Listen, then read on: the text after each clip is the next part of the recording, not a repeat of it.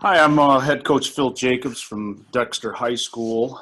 I'm going to speak to you today about our offense, which is considered an air raid passing attack. Just a little background about me.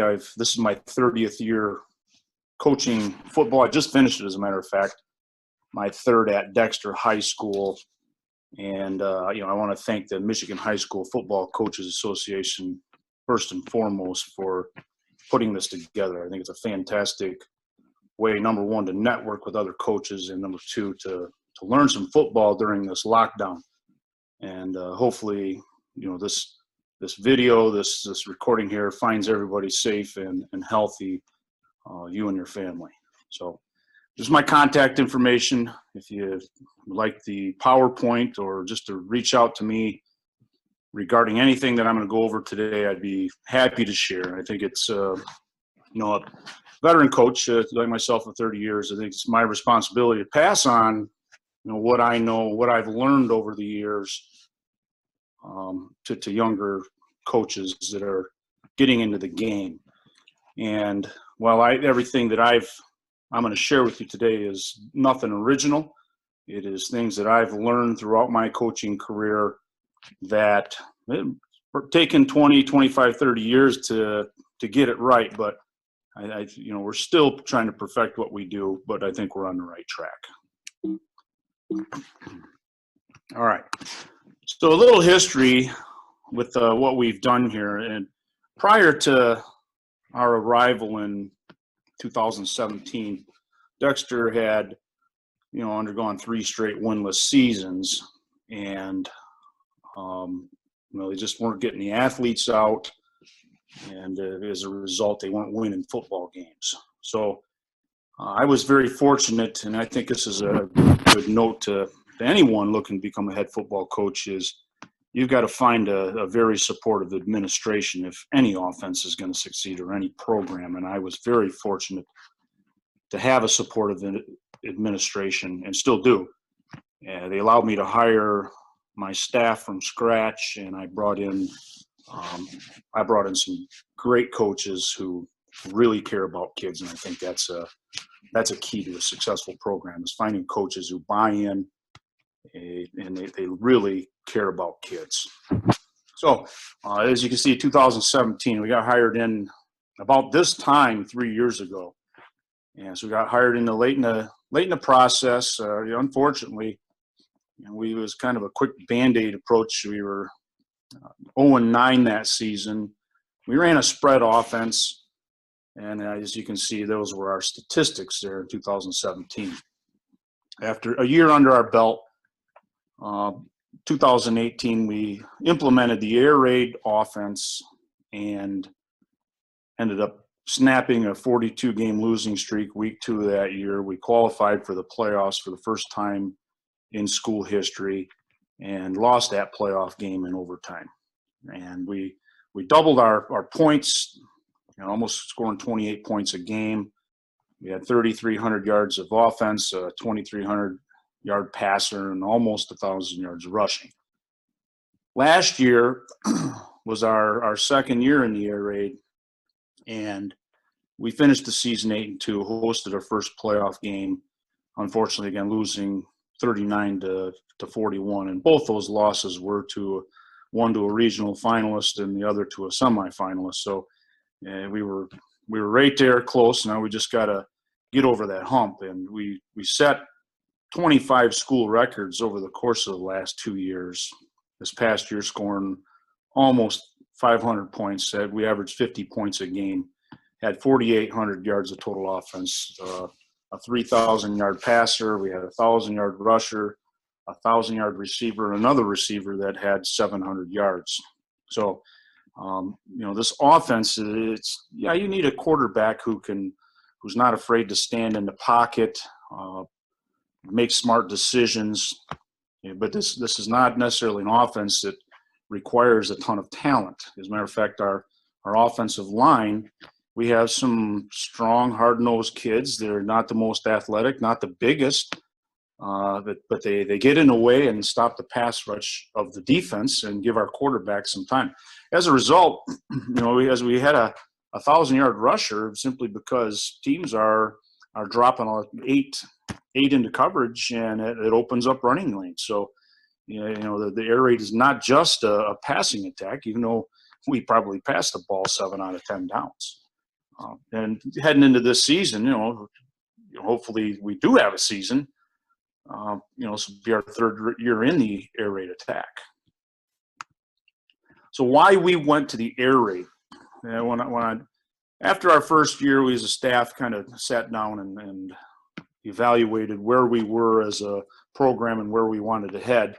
And, we needed to change our image and our identity. So, we thought that by making football cool again, as a kind of basketball on turf would get kids to come out. And I think our first year we had 25 kids or so. Year 2, we ended up having in the mid-30s, and this past year we had close to 45 players on our football team. And we by bringing a new identity to Dexter football, changing our uniforms, changing our helmets, and just a brand new brand, and getting after it in the weight room too, are things that just got kids back out. Our players love this offense. Our fans love it because let's face it, fans like to see the ball in the air, and our kids like to throw the ball as well. I came from an old school. My roots are kind of wing T, and where we used to line up and try to play smash mouth football. That works for some schools, but it's just not something that we felt would help change our image or our identity. I've always been one who, we're going to see what our conference does and our opponents do, and we want to try to do something a little different. While everybody seems to run some sort of spread offense, ask what do you run? We're a spread offense, so that could mean many different things. So we said we're going to be an air raid team. That's what we're going to identify ourselves as, and we're going to approach this air raid differently than other people, and we're going to try to make it tough for our opponents to prepare for. So this is our offensive system. And so who we are is we are a no-huddle, very up-tempo team. Our run game is RPO-based, and our passing concepts are air raid. We mix in a bunch of different tempos, which I think is one of the staples in the air raid, where our normal tempo is hurry up. We have some double freeze calls. We'll throw in some one-word calls, and then we also have some 3-package tempo plays that we incorporate as well to go fast. And I've already alluded to this. I don't think there is any right or wrong system to run. It's what you, as a coach, believe in, but it's having an identity, and I really believe that you must have one as an offense. And everything we put in our offense, every year we reanalyze and our offense and see what we want to do. And much like people watching this video, I consume myself watching online clinics right now, and I've got 3 notepads full of ideas. And if it doesn't fit who we are, we're not going to implement it. But if it's going to make us better, we're going to do that. Our passing game breakdown here. So with our pass protection and our pass concepts, we have quick game protection and concepts. We have drop back protection and concepts. We have screen protection and concepts, and we also have our move the pocket protection and concepts. That there's a lot of carryover between those, and everything we do seems that we window dress a lot of things. Our passing concepts, everything we have is a tag concept. So if we were to make a play call, it's a double call, because depending on what type of defense we see, we'll tag a backside concept to attack or as an outlet for our quarterback if he doesn't like what he sees on the front side. And I've got 2 examples of that today. We have a read progression for our quarterback. I'll get into that.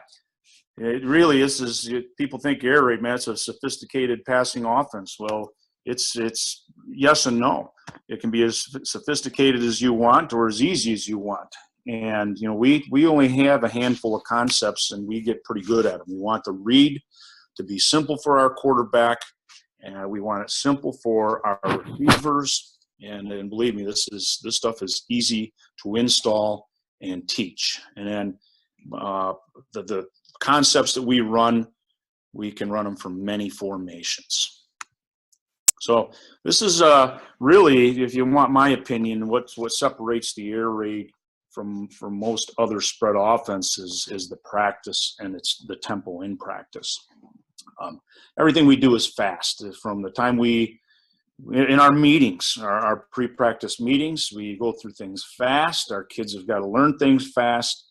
Once we break off into our practice time, we do what we call as a perfect drill, where we have our centers and quarterbacks and receivers and running backs, and it's perfect snap. It's a perfect drop by our quarterback, and we are working on our press releases as receivers, and it's what the air raid calls the settle and noose, and we call it the perfect drill because we want everything to be perfect. Then we get into pat and go, which is our individual routes. We head on to our routes on air, where we put our entire passing concept, and our quarterback throws those. So our receivers get the practice of running those routes. In the routes on air, the pat and go, and then we get into our RPO mesh period, where we are working our mesh with our running back, quarterback, yet we are still throwing our quick game pass concepts. Then we get into Skelly against a scout defense, who gives us the look we're going to see for the week, and then we get those reps again in the team. So everything is scripted. And not a lot of coaches probably believe in that, but I really believe in scripting things. Number one, it gives me a chance to get in another formation from the very first drill of the first practice of the week, and we're going to run that every day. And on Friday, you're going to see that early in the game. But we get everything, as I said, scripted. Just for me, I sometimes get off track, and it keeps me on track as far as time period. So getting our quarterback play with our drops. So everything we do is a one-step with our quick game, or it's a quick three-step drop out of the gun. All our concepts, we either horizontally or vertically spaced defenders, whether it's a corner, linebacker, or safety, on every play. Our quarterback pre-snap makes a probably call, and this is based on if the defenders are playing the predicted movement or alignment that he anticipated seeing. So he's going to make a probably call to himself who he's going to throw the ball to, and he should use this anticipation in his mind, and we work on this in every drill that we do in practice, and that's really where our 7-on-7s and our Skelly come into play, and then carrying over to the team. And I'll show you how this probably call works on both the concepts I'm going to show you. So when he comes off that field and we're watching film in between series on Friday night, he needs to be able to tell me, hey, this is what I saw, and this is why I made the throw that I did. Our quarterback's also taught to read, based on that defender, our corner, safety, or linebacker, he's taught to read the hips and shoulders of that defender. And he must key on that primary defender and block all other defenders out. A lot of air raid teams, they've got a progression. They don't necessarily read coverages. Hey, we're going to look here 1, we're going to look there 2, we're going to look this crosser on 3, and then we got our dump on 4. And I think that's, what I've found over the years is that's tough to put on a high school quarterback. And so we try to keep our reads very simple. Really, the only progression, if you will be a man-to-man. If we see man-to-man, then he's going to use a progression based on the concept that we have tagged. So our offensive philosophy is quite simple here, as you can see. I really believe in this quote by Bruce Lee. I fear not the man who has practiced 10,000 kicks once, but I fear the man who has practiced one kick 10,000 times. And by repetition and practice and the very few concepts that we have, we were able to really perfect and practice those one or two concepts 10,000 times. So our first concept that I'm going to get into is our snag concept, and this is known as the Air Raid Y corner. This is a day one install for us, and it's our number one route that we call on a regular basis. We can call it in the red zone. It's great for that because you see a lot of man concept. It's great in the middle of the field because it's something that can defeat if we see one high or two high. These are our quarterback knows and our receivers know where the quarterback is going. So this is our snag concept is a vertical stretch on a corner, and I'll get into that concept here right now. So with I'm going to show you this concept out of multiple formations, but this is just a 2x2 formation. The very first route that we're going to have is by our Y, and he is going to run a 6-step corner route, and he's going to break that corner route to a 20-yard spot on the sideline. And it's his responsibility to stay on that landmark to allow the quarterback to throw him open. And it's not his job to try to get open if a safety is over top of him. It's just the quarterback's responsibility to throw him open. We've played around with it. Okay, we're going to run a 10-yard corner, a 4-step corner, but we found a 6-step corner route to work best for us. We've also worked, hey, if you're outside the 30-yard line, we want you to angle that at the front pylon. If you're inside the 30, go to the back pylon. Just something that didn't work for us. The timing of this route to a 20-yard spot, that might put the receiver at 25, might put him at 18, but nonetheless, it's still in a very similar angle of departure out of that corner route break. Then we are going to run our snag concept with the Z. He is going to aim 1 yard behind the first inside linebacker, and he is going to sit down when he passes that linebacker or the linebacker passes him. So as soon as they pass, he's got to sit and show his numbers to the quarterback, because odds are, the way we run this out of 2x2 with the tailback releasing to the flats, that Mike linebacker is going to be in pursuit and exchange zones with the outside linebacker. So he's got to be ready for the ball. He can't wander in and kind of lackadaisically just try to find a spot to sit down in. Then we've got our tailback is running either a swing or a shoot route to the flats, and that is to hold to inside outside the linebacker defender. Now on the backside, we can tag anything that we want, any two-man concept. Our default concept happens to be double slants, and this really comes into play if teams want to send a blitz or they like to play man. That's a pretty good man beater, as is the corner route to the play side call. So this is what out of 2x2 our route concept looks like. Now let's explore what our quarterback reads are. So down at the bottom, as you can see, I've got our quarterback read. This is primarily a vertical stretch on the corner.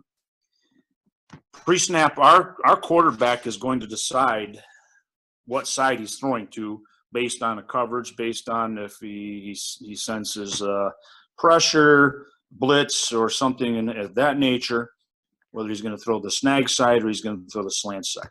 He's going to predict what route will probably be open. So if the corner is in off coverage, he's got his shoulders turned into the field, probably the corner is in quarters coverage of some sort, and he's going to take away the corner route. So that tells our corner he's going to glance at that in his drop. He's going to look at the corner to see if that holds true, and if it does, now we horizontally attack that outside linebacker. If he sits on the snag, we throw the flat route. If he chases the flat route, we throw the snag route. And the other side of that is if the corner sits with his shoulders square to the line of scrimmage, he's up in press coverage of some sort, and he's not in bail, then the quarterback is saying, I'm probably going to throw the corner route. He's going to confirm that during his drop, and off his by the time he receives the ball and gets in his quick three, that corner has taken his 6 steps, and he's hitting his 6th step and on his way to the corner route, and we're going to throw the ball to a spot. Now versus man-to-man, if I've already alluded to this, but if they're giving us in a corner route, we'll take it. Otherwise, we're going to look to the backside as our man beater for double slants. Now, all our concepts have answers to what the defense is going to do. And anytime you take the running back out of the pass protection, you've got to be able to have answers to blitz. So here's our answers. We see some interior blitzes by both inside linebackers. So we've got an answer right there by the slant concept. It's a good man beater. If we have an edge blitz into the boundary to our man side, again, another good man beater. It's even a good, if they like the zone drop, we're inside outing that linebacker who dropped. We got a man beater to the edge of the field, and really any one of these 3 concepts, depending on if they're playing man or zone, are designed to have it's a designed answer to their answers. Something that we really go over with our quarterback on a regular basis is he's got to scan the entire field because linebackers, let's face it, when their number's called, they give away their blitz, whether it's by alignment or their demeanor. They can't help it. They're going to tell you when they're blitzing. All right. Now we also dress up this play with motion, and we've got some other ways that I'll show you how we dress this play up. So we can bring our H-back in motion, and once he breaks that tackle box, we can snap the ball, and he now becomes our flat route. Nothing has changed, but it allows us to get the quarterback to see whether they are playing man-to-man or whether they are playing in zone. If a linebacker is chasing, if they're rotating their coverage, that'll generally be tipped in pre-snap. We also run this out of 3-by-1. And understand something, when we have the ability to keep the tailback in on pass protection, or we can swing him in a 2-man snag back to the backside there. But out of our trips package right here, this is what it looks like. Our H-back becomes our flat concept. It's just all it is post motion with the H-back lined up. And then my favorite way to run it, and we're going to see some clips. As a matter of fact, we're going to see some clips of this out of all of those examples that I just gave you. But out of empty, I really like it out of empty. And so we got a 3-man side, we got a 2-man side. Really out of empty, you can tag, just like out of doubles, anything to the backside that you want, whether it's the slant concept, the levels concept, the curl concept. We'll tag it based on scouting report and what we anticipate from a predicted defense.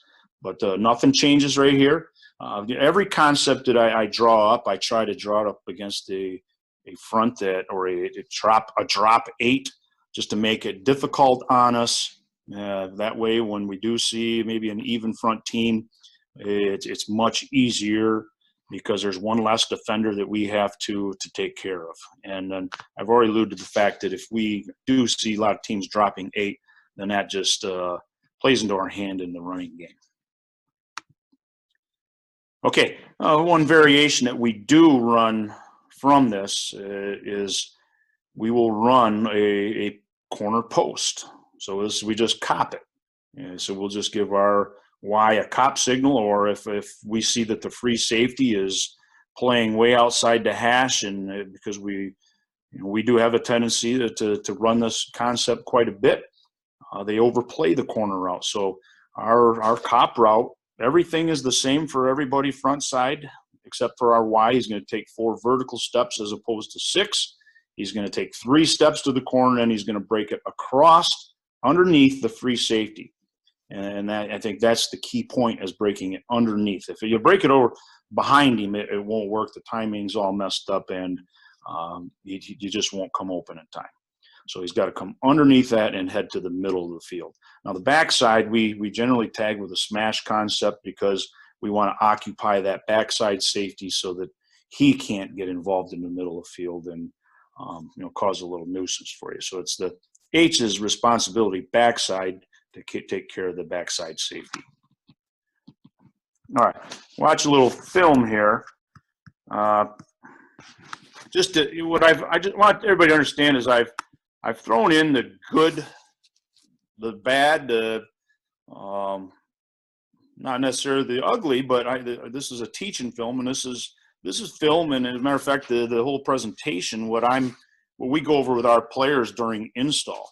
So anytime you install something, I think it's a good visual for our kids to see film of the players that were there before them. So here we are in a 2-by-2 situation. Ball's on the hash. We're going to throw the snag concept here into the boundary. It's a good play both to the field, both to the boundary, and as you can see, our vertical key is this corner right down here, and he is showing that he's probably in a cover 2. Their safeties are showing they're probably playing cover 2, but nonetheless it's too high. Also, we teach our quarterback is the safety, on the hash, is he outside the hash, is he inside the hash, and based on the safety's alignment also, it's in the corner's alignment, his probably call is going to be the corner route. Okay, so as I back it up here, his probably route is going to be the corner, and I'm going to run this in slow motion. There's our 6th step. Our receiver puts his foot in the ground, and not quite to the 20-yard mark, but it's a good teaching thing. 1, 2, 3, 4, 5, 6. Our inside receiver, he comes open if you look, but our quarterback, his probably call was with the safety, so he stuck with the probably call. Had the corner dropped, now he goes inside, and as you can tell, the linebacker carried our vertical, and it would have been a pretty good call by our quarterback had he thrown the snag route as well. So this is a very good catch, very good throw. Job by our receiver getting what he could. He took a pretty good hit right there on the sideline. We'll look at another one.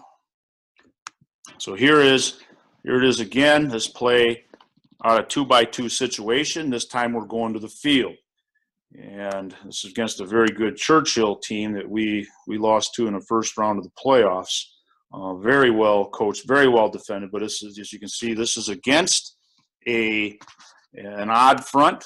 This is a 3rd down, their nickel defense, but what I wanted to show you here is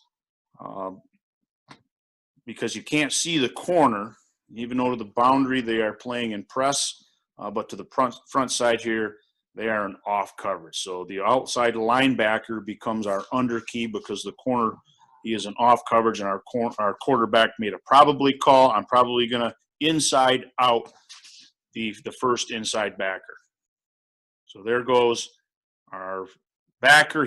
Notice our receiver. He sits down immediately upon crossing the receiver or the linebacker, because the linebacker chases the tailback right there. And now this isn't probably the greatest route by our tailback. He's not really running full speed expecting the ball, but nonetheless, it's 3rd down and 10, and we pick up the 1st down to keep the drive going. Now here's an example. Now this is the same game, and I want you to show. This is here on. This is our 2-point conversion. It scores 41-39, and we're going to window dress this play by running motion our H-back across. You know, there's one of our temples. We glanced it, coming out of a timeout. So here we come across in motion, and as you watch, you can see our snag concept comes wide open right there. Unfortunately, we had a protection breakdown. I've already kind of alluded to the fact that you better have some answers in there. We had a new lineman in there that week, and it's no fault of his. It just happened to be, they put a little stun on. Pressure was in our quarterback's face immediately, but as you can tell, we got a good call on. We just didn't execute it. Here we are in 3-by-1 formation. You're going to see this play to the field. So our quarterback is making his probably call right now based on the corner, and the corner ends up sitting, and we throw the corner route off the safety. So the probably call held true. Run it in slow motion. We got everything we want right there into play. Good protection, great route by a very good receiver, wide open in the back of the end zone. Here's another example in the red zone. Very good play. We're seeing cover one in this situation. Our receiver drops the football, but it's the same exact play going the other direction, and just is unable to haul the plane. Unfortunately, it's a route that we run 1,000 times throughout the week. We get what we want. The linebackers giving us inside leverage. The safety's playing inside, and I have to believe they're anticipating this entire route. But our receiver is pretty quick, pretty elusive, and again, we've practiced it a lot. He just didn't make that play. All right, 2 trips again. This is, as you can tell right now, the corner's cocked. He's turned inside here, and quarterback is making the prediction. I'm probably going to go to underneath horizontal stretch on the linebacker. He's going to glance and see if that holds true, however, during the course of this route. So here we go. The corner is out. Now right here in this case, our Z receiver did not sit down immediately. Should have sat, but the throw is the correct throw, and we pick up 6-7 yards. So one more time. Just the whole concept. The corner and safety both off on the coverage. So we had one guy take care of 2 guys, and it just became the horizontal stretch against that zone defense. Yep. Here we are. Now I want to show you, I throw this in there simply because this is a cover 1 team, very well coached defense, and I just wanted to throw one of these in here where we threw the ball to the flat route, even though our quarterback is making a probably call that I'm going to throw the corner because, as you can see, the safety is in the middle of the field. The corner is square to the line of scrimmage, so his probably call is going to the corner. And let's see what happens. The corner bails. Our quarterback probably came off the corner too early, but he throws the ball to our inside slot receiver to pick up 4 or 5 yards. Okay, so one thing I'll never fault our quarterback on his decision, but remember he's got to tell me his probably call and why he threw to the receiver. So as long as he can justify them, I'm not going to browbeat the kid and make him afraid to make a decision on the football field. I've probably been known to do that a time or two. Now here we go. We've got our trips combination to the field. So this is out of empty. This is versus an even front. And so this team's a 4-3 quarters team. So our vertical stretch is going to be on that corner. Our quarterback is making his probably call. As you can tell, he's got man on by the outside linebacker. However, he's this guy here, the corner is cocked and turned inside. So he's saying, I'm probably going to horizontal stretch the linebacker. And let's see if his prediction holds true. There goes the corner, and there we have our snag sitting down on the snag route for that kid's first career touchdown. It was pretty neat. So we'll watch it again. There's our vertical read, inside, outside. As you can see, the linebacker turns his back, gets turned around. We hit the snag concept behind it for an easy score. So again, this is a very simple concept to put in, very effective against pretty much any coverage that you're going to see. Now here's one that and the reason I like out of an empty look is because most times the defense, they have one, maybe two checks to an empty look, and they're going to show you that pre-snap. So our combos here, we are going to read the Mike linebacker, and by his pre-snap alignment, they've got 4 guys over our 3 guys. So we're going to go backside based on the tag that we have, and we have a levels concept to the backside where we are going to high-low the will linebacker. But our front side concept has not changed. It's a snag concept. We've just simply tagged backside, and our quarterback made I'm going backside, and based on alignment, he made his probably call, and we'll look at the end zone of this play here. We get 5-6 yards on a first down play. It's now 2nd down and 5. Okay, but right here, as you can tell, so our quarterback knows right now he's making his probably call. He's looking at the alignment of the corner. He's looking at the alignment of the safety, and he knows we are high-lowing the inside linebacker. The inside linebacker turns his shoulders and hips, but he squares back up. He gets a deep drop, so we hit the underneath route. Positive yardage, keep the play going. So now here we are facing this same team. This is 1st and 10 at midfield. Mike linebacker is playing the trip side. That's told our quarterback right now that we are going to go backside, and we have the same concept. They are sending pressure this time, so we know through scouting report that they are going to drop their safety to replace the linebacker, and he will become our new high-low read. Drops a little late. Quarterback gets a little pressure. Nonetheless, he steps up in the pocket and delivers to the underneath receiver for 10 to 12-yard gain. Okay, just looking at that one more time.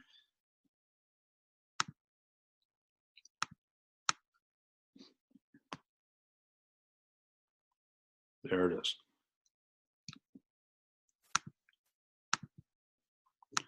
Okay, so this time we've got a double snag concept called, because again, this is kind of based on scouting report, how we tag the backside, whether the last team we saw was a zone team. This team played a lot more man, and so we had a kind of a man concept tag to the backside that we really like. As you can tell, they've got their Mike backers over the ball, maybe playing towards the field, but it's almost a 5-on-3 situation. So our quarterback he took the backside where it's a 2-on-2 situation. And anytime we get defenses that play 2-on-2 against us, we like our chances right there. So as you can tell, this linebacker, he is the safety. He is playing man from off coverage on our slot receiver. And, that was one thing we were pretty lucky. We had a couple really good slots, but this kid here ran great routes. I really want you to look at his release. He is going 6 hard steps like he's running by him. Now, don't think that we just have corner routes. We've got things where we'll break on the post. we'll run by this guy. So we really try to put, defenses in a bind.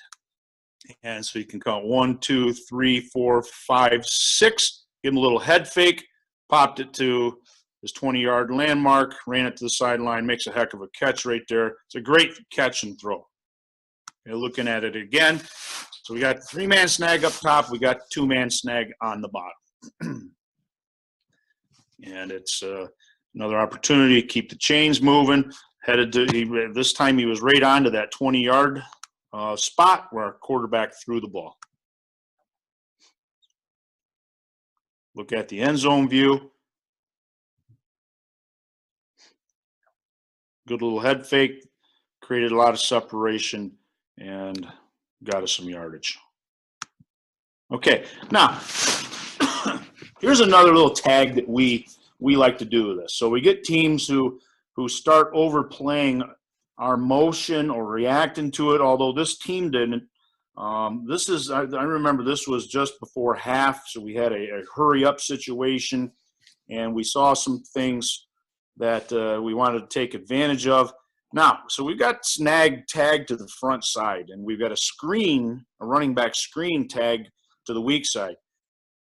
Unfortunately, many coaches, I'm sure, like us, we find out that any time you tag a screen to a concept, they're going to throw the screen. And unfortunately, our receivers know that. And so you're going to see an example of a very poor snag concept to where our motion man is running, but you're going to see a very well executed screen.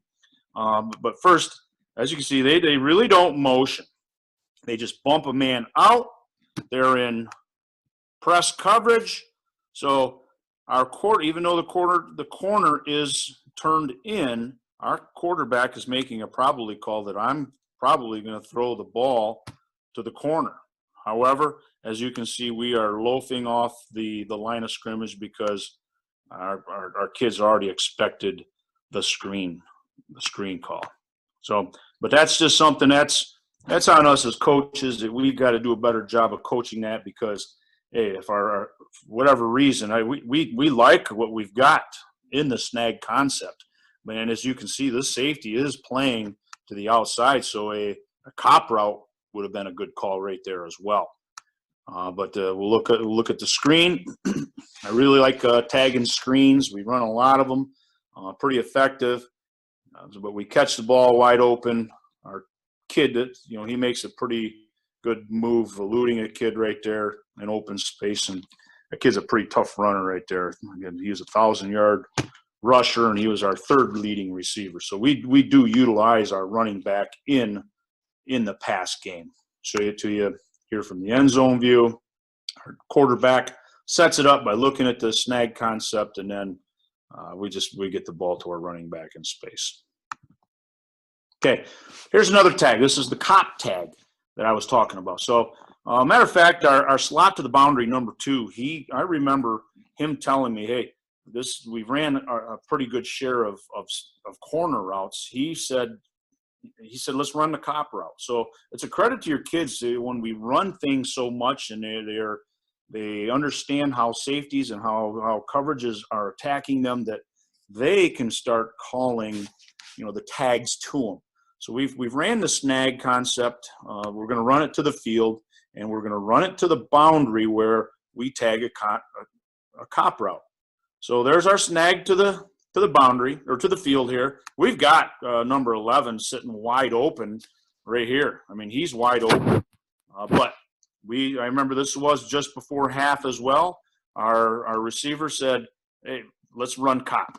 And so as you can tell up here to the boundary, he takes 4, he takes 3, and the safety is kind of in no man's land. The quarterback makes a nice throw, running the slot makes a very nice move and a good catch. So there's 4, 3, create separation. Ball's probably delivered a little bit late, but he delivers it to where nobody else is going to make the catch. All right, this is also a snag cop route. So we're running snag out of empty here to the field. I think this was one of the last. Actually, this is a 4th down play. And our quarterback and slot, they made a little signal to one another where they're going to run the cop route. They were playing man-to-man coverage to the boundary, a little bit to the field here, as you can tell. And they make the right call. He runs the corner out, gets the safety. As you can tell, this safety right here, his shoulders are turned. Our slot did a good job of taking his 4 steps, planting on a 3-step, coming back underneath him, and the ball probably should have been thrown a little bit sooner, but nonetheless, it's right there for a 18-yard gain, a 1st and goal. Unfortunately, their defensive back makes a heck of a play, breaks the pass up, and we turn the ball over on downs. But I wanted to show you this concept, this tag, because you can't just sit there and run snag all day. You got to have some answers to the way they're playing coverages. But the catch or the throw and the route probably could have been just adjusted a little bit better. But got to give those guys credit. They made a play. Okay. So that concludes our snag talk. Now, how are we doing on time, Coach? We doing all right? You got about 5-10 minutes, Coach. Okay, I'll hurry up on this. Oops, I'm in the wrong presentation there.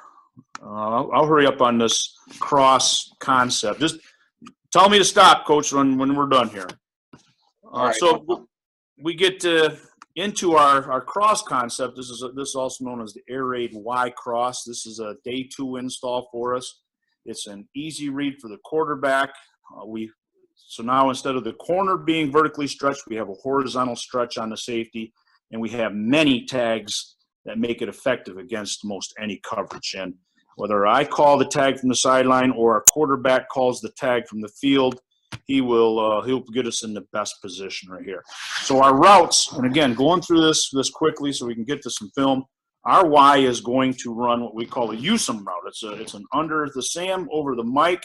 He's going to bend it as soon as he gets behind the linebacker, but he's got to get over top of that Mike backer, unless the Mike is just playing, he's on a beeline to the hash or whatever. But he's going to bend it and try to get across 15 to 20 yards to the opposite numbers. Our Z is going to run a post curl. He is really our outlet route, and we'll see an example where our quarterback, he throws that post curl. Our tailback is going to run a flat route, and then we've got multiple tags to the front side. I'm going to show you those, just a few of them. So here's our speed out combination. Here is a sail combination. Here is a smash combination. And then we have our bubble concept that we will run off of our outside zone play action to protect the outside zone. And that's a play where tailback's coming across and he continues. We can put him into protection or continue him onto the flat. But because we run the outside zone so effective, and the bubble off of it, sometimes we get that backside safety screaming to the bubble, which in turn opens up the cross route. Our quarterback reads. Okay, so he's going to make his pre-snap prediction. So I'm going to probably throw the front side, or I'm going to throw the cross side. So we teach him if the backside, whether it is the backside safety or boundary safety, inside, outside, or on the hash. So based on his alignment, we'll tell him what side he's going to throw to. Okay, and I'll get to that on the film. But just real quick down here, notes at the bottom. Number 1, if the backside safety is outside the hash, then we're going to work the cross to the post curl. If the boundary safety is inside the hash, then we're going to work the tag side into the boundary. If he's on the hash or it's a 1 high safety, our quarterback is taught to pick the side that looks best to him and make his probably call based on that. Again, we have answers to their answers. Cross route's a great man beater right there. He's just got to break it sooner. He's got to see the Mike, both the inside backers on their blitz. We've got answers to the boundary blitz. Again, these answers are anytime you release the back into the to the route, and we probably do 50% of the time. You've got to have answers to those. And then once again, to the field side, there's our answer to the blitz if they send something to the field side. All right, so we'll get into some film here. These films that you're going to see, you see a splattering of everything, not just, you're going to see some good catches, some good throws, some good routes, some bad routes. So our first one here, this is, matter of fact, it's out of empty. And I didn't get into the different formations because we'll run this out of trips. We'll run out of the 2x2 situation. We'll run it out of empty, and we can even run this out of a tight end formation. But here's the safety. He is on the hash. He's pretty tight. So the quarterback has made it his probably prediction that he's going to the Y cross from the bottom side. So let's see what happens here. There's our Y cross. And we get a little pressure from the Mike backer late. He's on a blitz. He's vacated, and he hits the cross early in the route. And our receiver did a good job breaking that off. Unfortunately, the receiver didn't do a good job of getting positive yardage after the catch. We want him, hey, tuck the ball, split the defenders, get upfield. Okay. The concept that we had with it was a sail concept. So we've got a mandatory outside release by our outside receiver, and then the sail route, which probably would have came open had our pre-snap key, but the safety told us to throw to that side. Okay, so now we got the F cross with a smash concept. So he's going to look at this concept right now, and as we can see, the safety is outside the hash right there. So he's going to make his pre-snap predictor that he's going to come back to this cross side. Okay, now I threw this in here. There's a good job of our Y getting underneath the Sam, over top of the Mike. What he does here is a bad job of not breaking this. This route should have been broken off right now. And as you can tell, our quarterback is waiting for him to come open, and our protection can't last forever. His quarterback just probably stepped up in the pocket.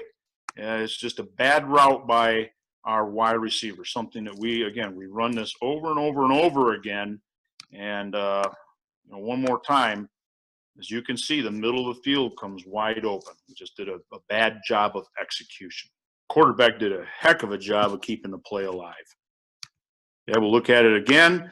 Again, the beautiful thing about this Y cross is we can tag the backside with any combination. Now we got a middle of the field safety. So we got the F cross coming over here, and we've got the smash concept coming there. And based on the middle of the field side, again, a corner route's a great route versus man coverage.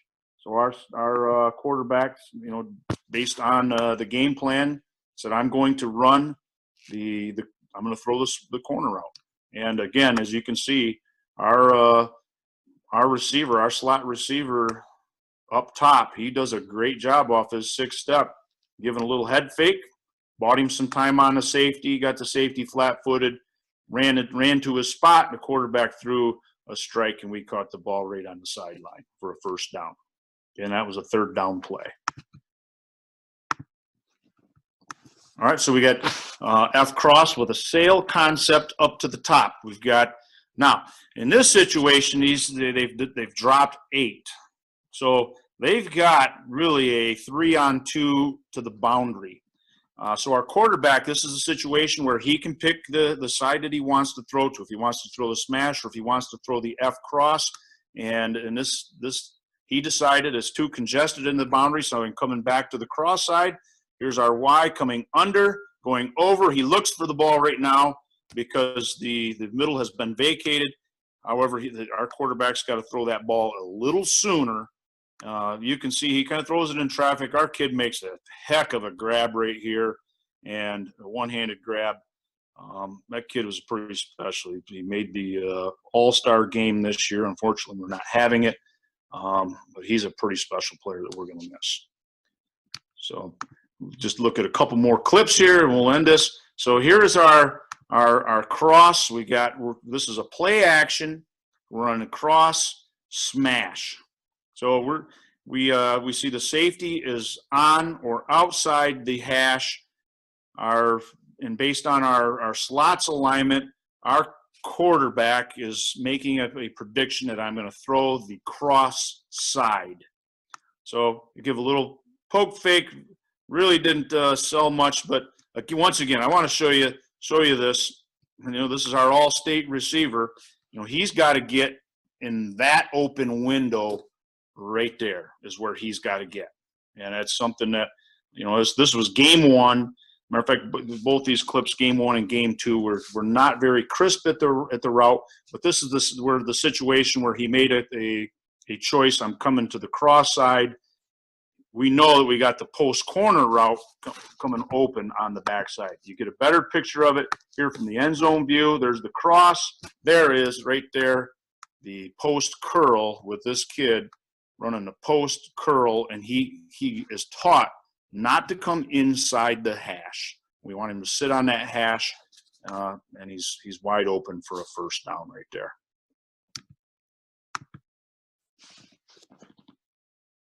This will be one last play right here.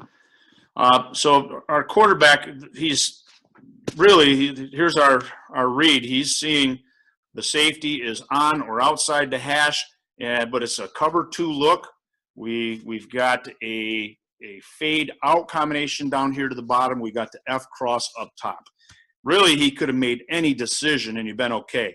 What the decision he makes, and this is early on in the first game, is he sees press coverage, and he's going to hit this fade route just to see if we can get a gimme. Well, corner does a good job stabbing our kid in the chest. Our kid's got to use his hands a little better in press coverage to get open, but there is a lot of grass right here to throw that ball open. Unfortunately, we don't convert the play.